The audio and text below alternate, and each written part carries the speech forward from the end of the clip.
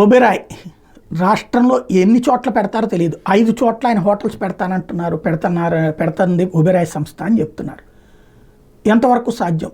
పిచ్చుకల మంద దగ్గర పిచ్చుకల లంక పర్యాటక ప్రదేశానికి, అట్లాగే వైజాగ్ ఒకటి, అమరావతి ఒకటి, ఇట్లాంటివన్నీ కూడా ప్లాన్ చేస్తున్నారు. Very good.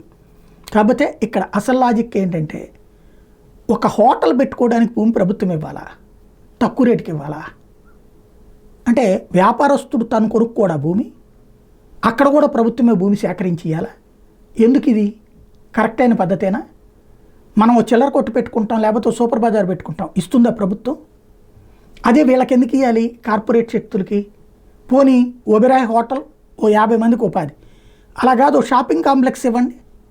షాపులు ఓనర్లు మధ్యతరగతి వాళ్ళు, దాంట్లో పనిచేసే గుమస్తాలు అయితే కనుక వీళ్ళకంటే ఎక్కువ మంది ఉంటారుగా, మధ్యతరగతి వాళ్ళకు ఉద్యోగ అవకాశాలు వస్తాయి కదా. ఇది ధనవంతులకే ఎందుకు దోచిపెట్టాలి? ఇది ఆలోచించాల్సి ఉంది.